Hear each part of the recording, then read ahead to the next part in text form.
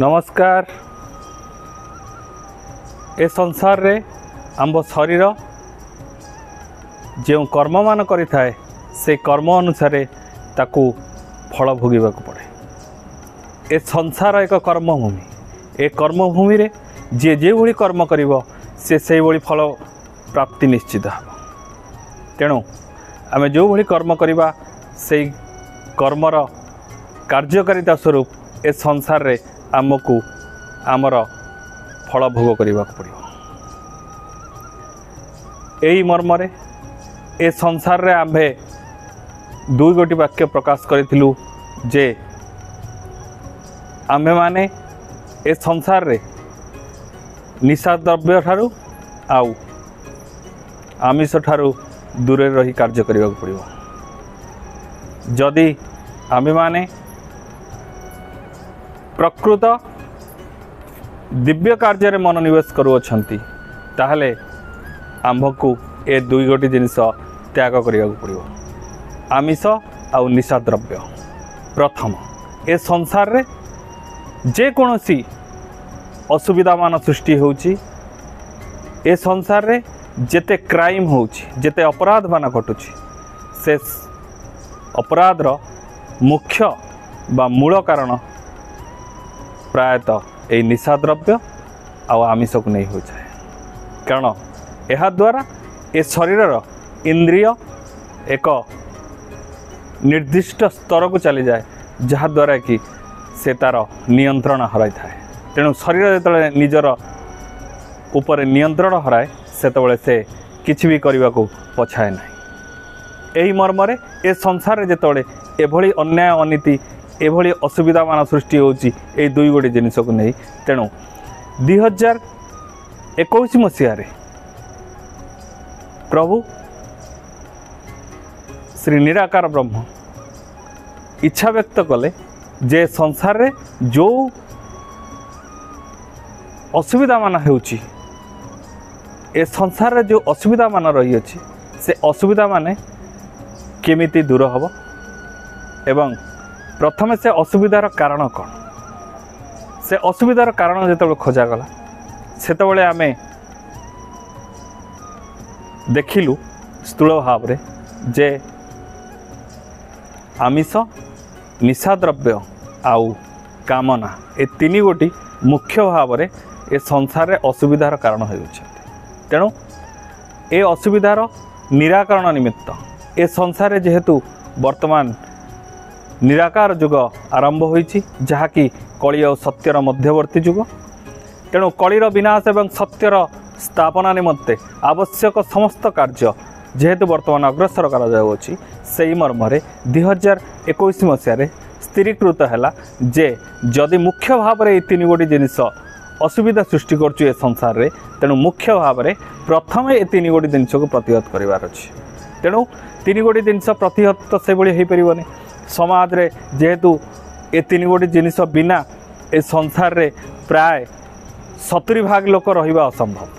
तेणु ए संसार माने केवल ओडिशा प्रदेश नुहे, केवल भारत देश नुहे, ए आर्यभूमि नुहे, ए समग्र पृथ्वी कि अमेरिका कि फ्रांस कि जर्मनी कि इटली कि अन्य देश समस्त देश ए संसार जेते मानवीय शक्ति अछंती समस्त को ने दिव्य वार्ता।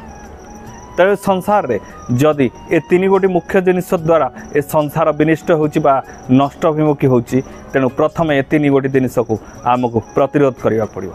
तेणु 2021 मसीह जेतबळे कारण खोजागला 2022 मसीहा वार्षिक उत्सव दिवस रे निर्णय करागला जे ए तीन गोटी जिनिस को किपरि भाव में प्रतिहत करा जिवो एवं दायित्व केउ माने लेबे।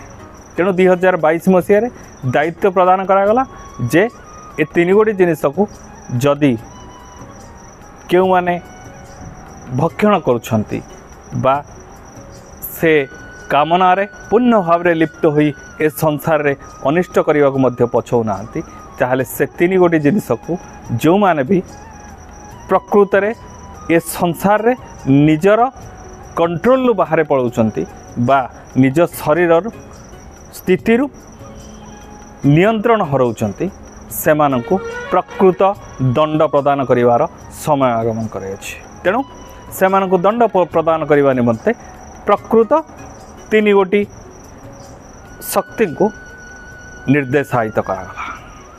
आम्भे आपन को प्रकाश करूँ भविष्यतर रूपरेख यहीठार निर्णय करा जाउछि। तेणु भविष्यतर रूपरेख प्रथम निर्णय करा जाइतिला 2022 मसीह जे किपरि भाव में ए 3 गोटी जिनिस प्रतिहत हम ताकू नहीं 3 गोटी शक्ति को जे कि मुख्य भाव में संसार कार्य करती तांको निर्देशायित करा जाइतिला। आम्भे जो उपदेश मान बा आम्भे जो दिव्य वार्ता मान आपण मानक प्रकाश करूचु ताहाकू हालुकारे नहीं पारिबे नाही, कारण या मध्य बहु गूढ़ रहस्य लुचि रही। आम्भे प्रकृत सत्य को उपस्थापन करुअछु। आम्भे ए संसार कौन चलुछि एवं कौन भविष्य होगाकू जाउछि से संबंध में जदि आम ज्ञात होचु ताकू निश्चित भाव में आपण सामने आम रखुचु। कारण आपण माने सचेतन हुंतु, कारण जेतबेले ईश्वरीय शक्ति माने बा शून्यर शक्ति माने कार्य करिथांती से माने निश्चित भाव से कार्य को पूर्णांग करिथांती। जेतबेले आमे ज्ञात होचु जे एभली मान असुविधा मान सृष्टि होगाकू जाउछि से माने पूर्ण भाव में दृढ़ संकल्प नहीं ये 3 गोटी जिनिस को प्रतिहत करने को ओह्लैचंती सेतबेले निश्चित भाव में संसार किछि अघटन घटिबाकू जाउछि। तेणु आमे जेतबेले ए संबंध में ज्ञात हेलु सेतबेले आम्बे धीरे धीरे आपण समस्त को सचेतन होगाकू जनइथिलु, कारण यार बहु पुंखाणुपुंख आलोचना होइछि। 3 गोटी सुधर्मा सभा पूर्ण भाव में पुंखाणुपुंख आलोचना करागला। आमिष द्वारा कौन होची, मादक द्रव्य द्वारा कौन होची एवं कामना द्वारा कौन होची, समस्त पुंखाणुपुंख आलोचना करने पर डिसीजन बा निर्णय नेवा निमंते 1 वर्ष समय प्रदान करागला। 1 वर्ष परीक्षा निमित्त स्थूल भाव में सूक्ष्म भाव में करागला। 2023 वार्षिक उत्सव डिसेम्बर मासरे पूर्ण भाव में निर्णय करागला। परीक्षा 2022 मसीह करा जाइतिला एवं 23 मसीह पूर्णांग निर्णय करागला जे 23 मसीहा डिसेम्बर मास बा आमर वार्षिक उत्सव परवर्ती समय रे यह पूर्ण भाव में कड़ाकड़ी लागू करा जिवो।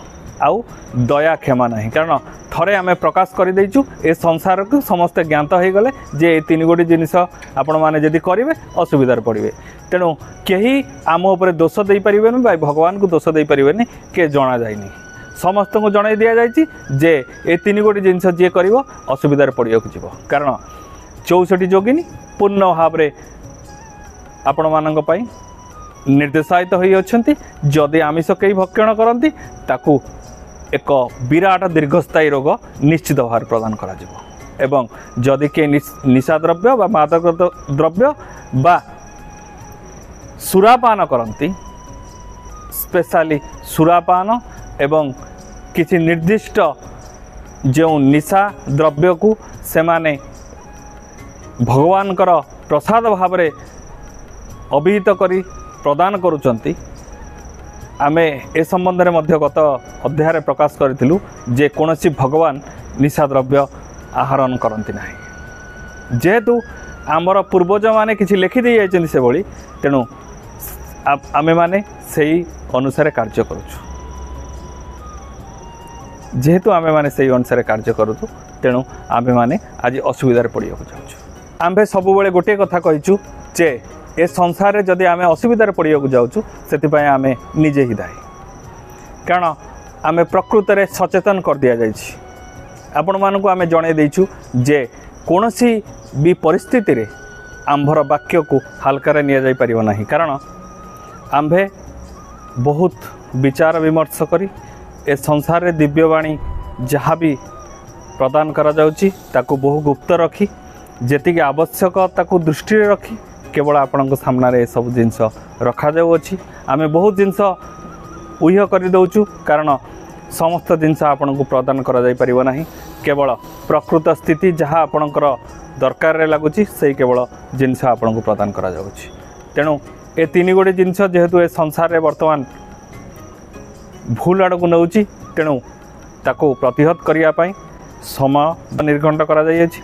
जो माने भी ये तीन गोटी जिनस पूर्ण भाव में ए शरीर को नियंत्रण बाहर को नहीं जीवे से प्रतिहत करने निमंते विभिन्न प्रकार रोग सृष्टि हम जो रोग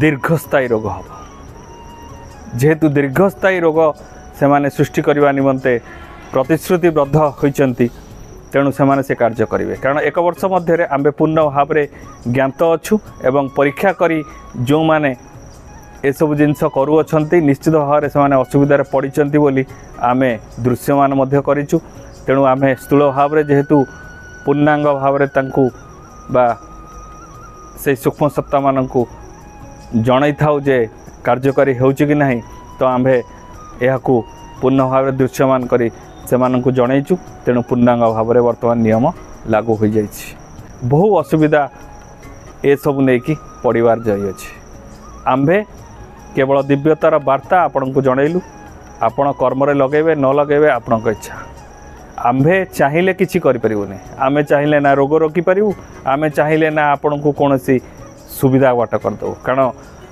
जितेबाला ईश्वर वर्तमान कौन सी दया क्षमा बंद कर देइचंती वर्तमान केवल कर्म अनुजाई फल जे जो भली कर्म करिवो ताकू सेही भली फल प्रदान करा जिवो जे भूल कर्म करिवो ताकू पूर्ण दंडरे दंडित करा जिवो जेहेतु निर्णय से माने करिसंती कार्य से माने करूछंती आमे खाली केवल दृश्यमान करूछु एवं आपणक सामने किछि किछि कथा उपस्थापन करूछु तेणु आपणक भाग्य आपण कौन करिवे आपण जे भली कार्य करिवे आपण से भली फल पाइबे आम्भे तो निमित्त मात्र केवल आपण को केवल सचेतन करने निमंते यही वार्ता आपन को प्रदान करुछि। नमस्कार।